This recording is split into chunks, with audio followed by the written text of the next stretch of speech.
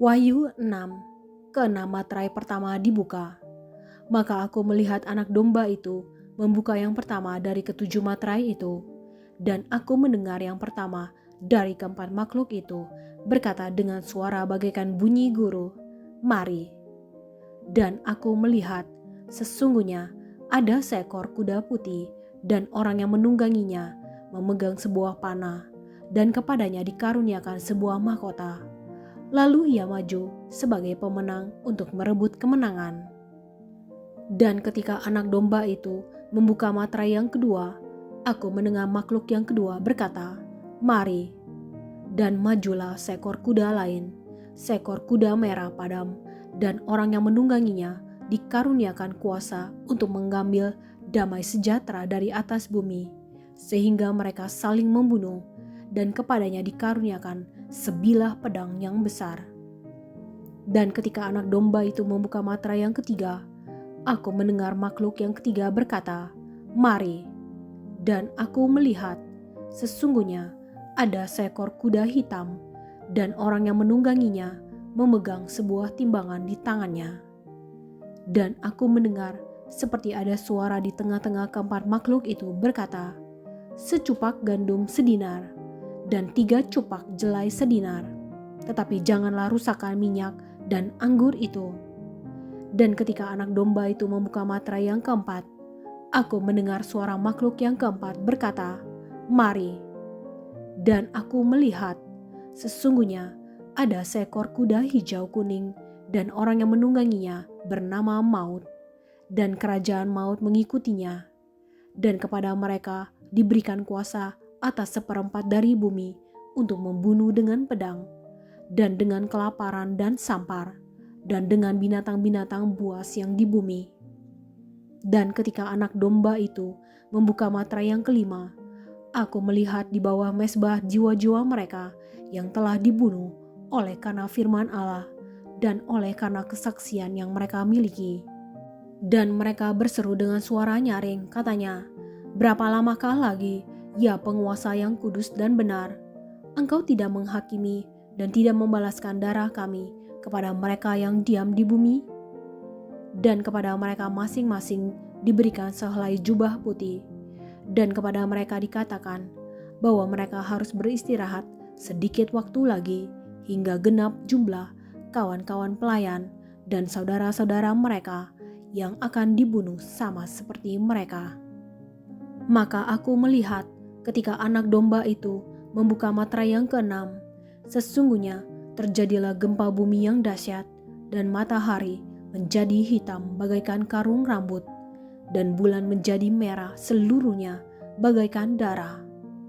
Dan bintang-bintang di langit berjatuhan ke atas bumi bagaikan pohon ara menggugurkan buah-buahnya yang mentah apabila ia digoncang angin yang kencang.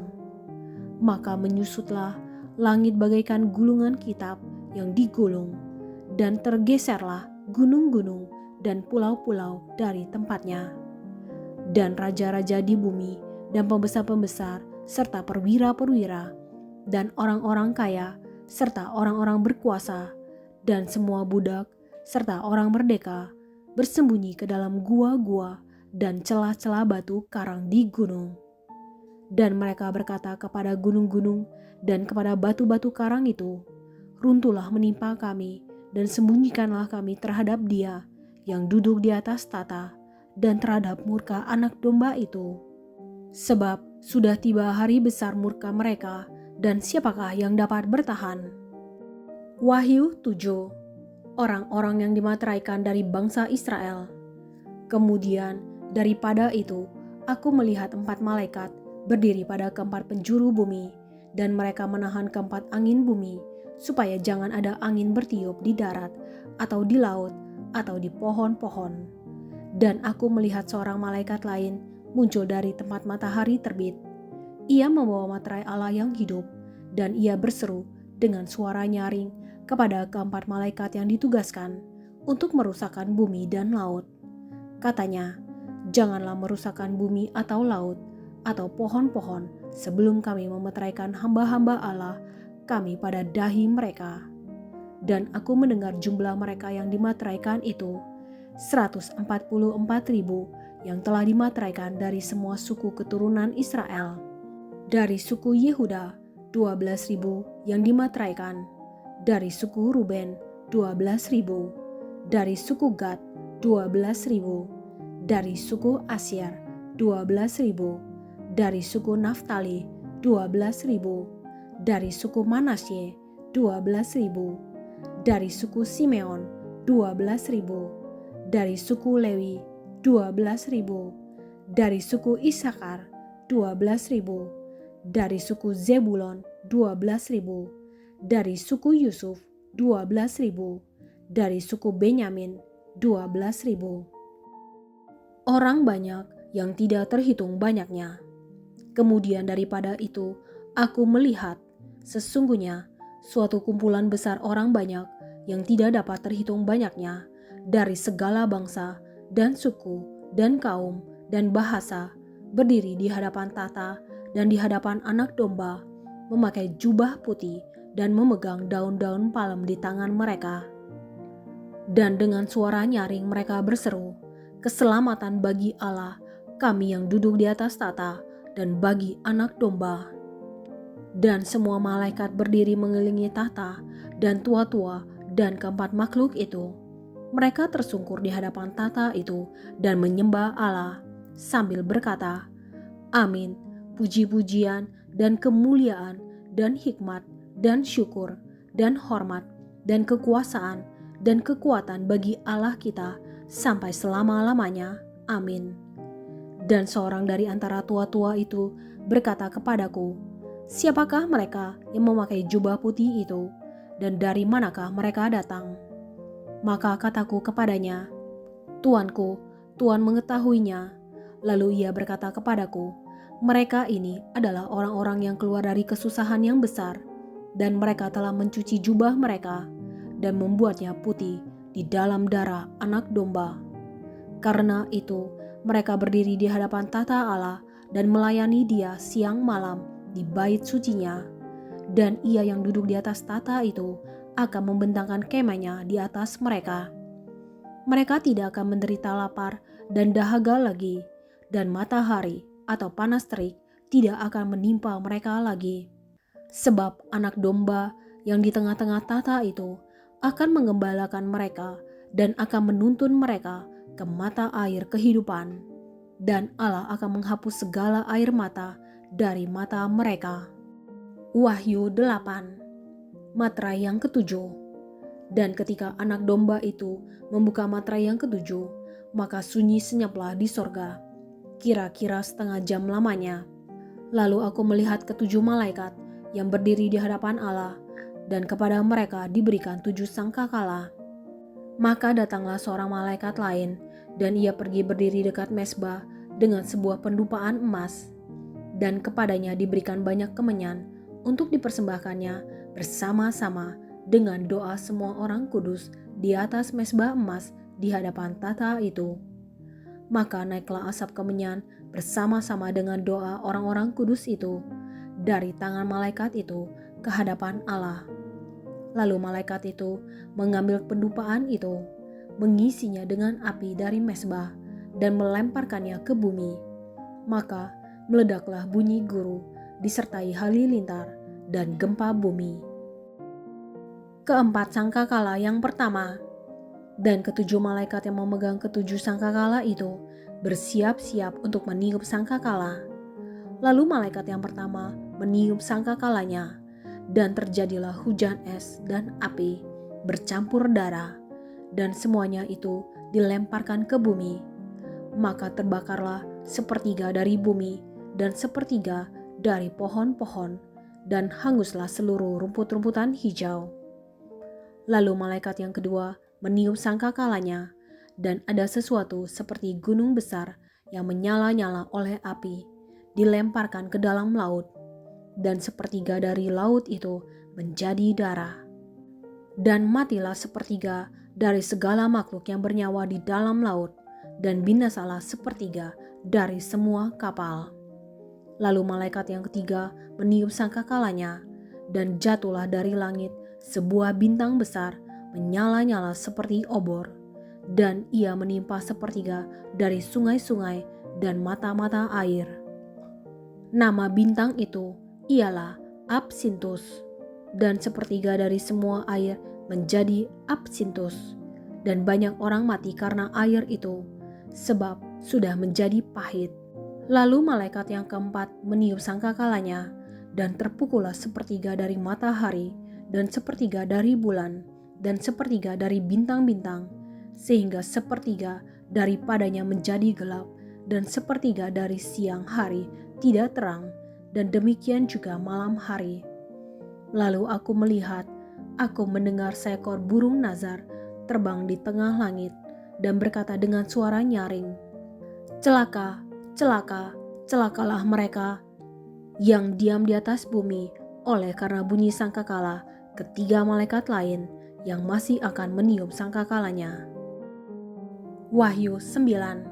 Sangkakala yang kelima. Lalu malaikat yang kelima meniup sangkakalanya, dan aku melihat sebuah bintang yang jatuh dari langit ke atas bumi, dan kepadanya diberikan anak kunci lobang jurang maut. Maka dibukanyalah pintu lobang jurang maut itu, lalu naiklah asap dari lobang itu bagaikan asap tanur besar, dan matahari dan angkasa menjadi gelap oleh asap lobang itu. Dan dari asap itu berkeluaranlah belalang-belalang ke atas bumi, dan kepada mereka diberikan kuasa sama seperti kuasa kalajengking-kalajengking di bumi. Dan kepada mereka dipesankan supaya mereka jangan merusakkan rumput-rumput di bumi, atau tumbuh-tumbuhan, atau pohon-pohon, melainkan hanya manusia yang tidak memakai materai Allah di dahinya. Dan mereka diperkenankan bukan untuk membunuh manusia, melainkan hanya untuk menyiksa mereka 5 bulan lamanya. Dan siksaan itu seperti siksaan kalajengking apabila ia menyengat manusia. Dan pada masa itu orang-orang akan mencari maut, tetapi mereka tidak akan menemukannya, dan mereka akan ingin mati, tetapi maut lari dari mereka. Dan rupa belalang-belalang itu sama seperti kuda yang disiapkan untuk peperangan, dan di atas kepala mereka ada sesuatu yang menyerupai mahkota emas, dan muka mereka sama seperti muka manusia, dan rambut mereka sama seperti rambut perempuan, dan gigi mereka sama seperti gigi singa, dan dada mereka sama seperti baju zirah, dan bunyi sayap mereka bagaikan bunyi kereta-kereta yang ditarik banyak kuda yang sedang lari ke medan perperangan. Dan ekor mereka sama seperti kalajengking, dan ada sengatnya, dan di dalam ekor mereka itu terdapat kuasa mereka untuk menyakiti manusia 5 bulan lamanya. Dan raja yang memerintah mereka ialah malaikat jurang maut. Namanya dalam bahasa Ibrani ialah Abaddon, dan dalam bahasa Yunani ialah Apollyon. Celaka yang pertama sudah lewat, sekarang akan menyusul 2 celaka lagi. Sangkakala yang keenam.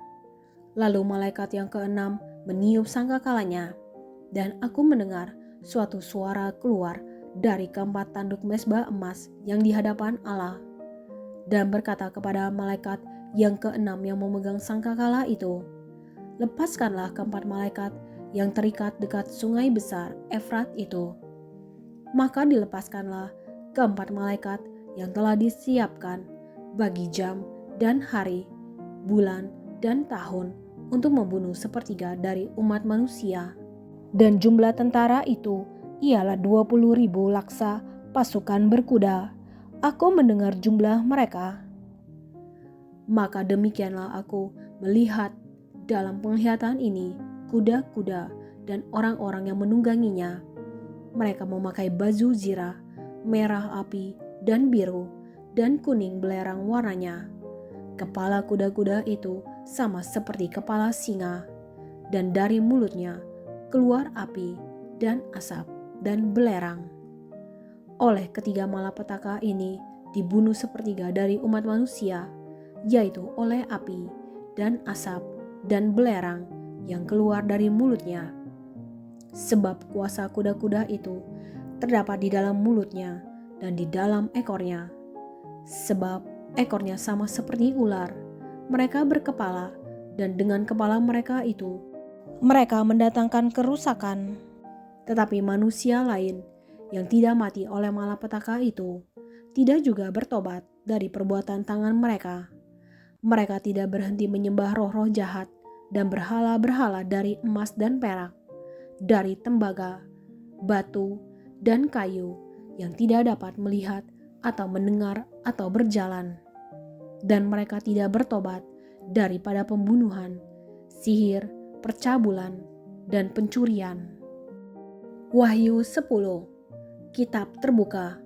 Dan aku melihat seorang malaikat lain yang kuat turun dari sorga, berselubungkan awan, dan pelangi ada di atas kepalanya, dan mukanya sama seperti matahari, dan kakinya bagaikan tiang api. Dalam tangannya ia memegang sebuah gulungan kitab kecil yang terbuka. Ia menginjakan kaki kanannya di atas laut, dan kaki kirinya di atas bumi. Dan ia berseru dengan suara nyaring sama seperti singa yang mengaum. Dan sesudah ia berseru, ketujuh guru itu memperdengarkan suaranya. Dan sesudah ketujuh guru itu selesai berbicara, aku mau menuliskannya. Tetapi aku mendengar suatu suara dari sorga berkata, meteraikanlah apa yang dikatakan oleh ketujuh guru itu, dan janganlah engkau menuliskannya. Dan malaikat yang kulihat berdiri di atas laut dan di atas bumi mengangkat tangan kanannya ke langit. Dan ia bersumpah demi Dia yang hidup sampai selama-lamanya, yang telah menciptakan langit dan segala isinya, dan bumi dan segala isinya, dan laut dan segala isinya, katanya, tidak akan ada penundaan lagi. Tetapi pada waktu bunyi sangkakala dari malaikat yang ketujuh, yaitu apabila ia meniup sangkakalanya, maka akan genaplah keputusan rahasia Allah, seperti yang telah ia beritakan kepada hamba-hambanya, yaitu para nabi. Dan suara yang telah kudengar dari langit itu berkata pula kepadaku, katanya, pergilah, ambillah gulungan kitab yang terbuka di tangan malaikat yang berdiri di atas laut dan di atas bumi itu. Lalu aku pergi kepada malaikat itu dan meminta kepadanya supaya ia memberikan gulungan kitab itu kepadaku. Katanya kepadaku, ambillah dan makanlah dia. Ia akan membuat perutmu terasa pahit, tetapi di dalam mulutmu ia akan terasa manis seperti madu. Lalu aku mengambil kitab itu dari tangan malaikat itu dan memakannya. Di dalam mulutku ia terasa manis seperti madu, tetapi sesudah aku memakannya, perutku menjadi pahit rasanya. Maka ia berkata kepadaku, engkau harus bernubuat lagi kepada banyak bangsa dan kaum dan bahasa dan raja. Wahyu 11. Dua saksi Allah. Kemudian diberikanlah kepadaku sebatang bulu seperti tongkat pengukur rupanya, dengan kata-kata yang berikut, bangunlah dan ukurlah bait suci Allah dan mezbah dan mereka yang beribadah di dalamnya. Tetapi kecualikan pelataran bait suci yang di sebelah luar, janganlah engkau mengukurnya, karena ia telah diberikan kepada bangsa-bangsa lain, dan mereka akan menginjak-injak kota suci 42 bulan lamanya.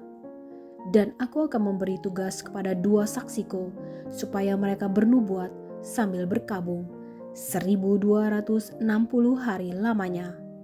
Mereka adalah dua pohon zaitun dan kedua kaki dian yang berdiri di hadapan Tuhan semesta alam.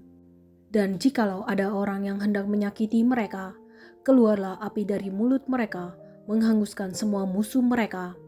Dan jikalau ada orang yang hendak menyakiti mereka, maka orang itu harus mati secara itu. Mereka mempunyai kuasa menutup langit, supaya jangan turun hujan selama mereka bernubuat. Dan mereka mempunyai kuasa atas segala air untuk mengubahnya menjadi darah, dan untuk memukul bumi dengan segala jenis malapetaka setiap kali mereka menghendakinya. Dan apabila mereka telah menyelesaikan kesaksian mereka, maka binatang yang muncul dari jurang maut akan memerangi mereka dan mengalahkan serta membunuh mereka. Dan mayat mereka akan terletak di atas jalan raya kota besar yang secara rohani disebut Sodom dan Mesir, di mana juga Tuhan mereka disalibkan. Dan orang-orang dari segala bangsa dan suku dan bahasa dan kaum melihat mayat mereka 3,5 hari lamanya, dan orang-orang itu tidak memperbolehkan mayat mereka dikuburkan. Dan mereka yang diam di atas bumi bergembira dan bersuka cita atas mereka itu, dan berpesta dan saling mengirim hadiah, karena kedua nabi itu telah merupakan siksaan bagi semua orang yang diam di atas bumi. 3,5 hari kemudian masuklah roh kehidupan dari Allah ke dalam mereka, sehingga mereka bangkit, dan semua orang yang melihat mereka menjadi sangat takut. Dan orang-orang itu mendengar suatu suara yang nyaring dari sorga berkata kepada mereka, "Naiklah kemari." Lalu naiklah mereka ke langit, diselubungi awan, disaksikan oleh musuh-musuh mereka. Pada saat itu terjadilah gempa bumi yang dahsyat, dan 1/10 bagian dari kota itu rubuh, dan 7.000 orang mati oleh gempa bumi itu, dan orang-orang lain sangat ketakutan, lalu memuliakan Allah yang di sorga. Celaka yang kedua sudah lewat. Lihatlah, celaka yang ketiga segera menyusul. Sangkakala yang ketujuh, nyanyian, puji-pujian para tua-tua. Lalu malaikat yang ketujuh meniup sangkakalanya, dan terdengarlah suara-suara nyaring di dalam sorga. Katanya, pemerintahan atas dunia dipegang oleh Tuhan kita, dan Dia yang diurapinya, dan Ia akan memerintah sebagai Raja sampai selama-lamanya. Dan ke-24 tua-tua yang duduk di hadapan Allah di atas tata mereka tersungkur dan menyembah Allah sambil berkata, "Kami mengucap syukur kepadamu ya Tuhan Allah yang Maha Kuasa, yang ada dan yang sudah ada, karena Engkau telah memangku kuasamu yang besar dan telah mulai memerintah sebagai Raja. Dan semua bangsa telah marah, tetapi amarahmu telah datang, dan saat bagi orang-orang mati untuk dihakimi, dan untuk memberi upah kepada hamba-hambamu, nabi-nabi dan orang-orang kudus, dan kepada mereka yang takut akan namamu, kepada orang-orang kecil dan orang-orang besar, dan untuk membinasakan barang siapa yang membinasakan bumi." Maka terbukalah bait suci Allah yang di sorga, dan kelihatanlah tabut perjanjiannya di dalam bait suci itu, dan terjadilah kilat dan deru guru dan gempa bumi dan hujan es lebat.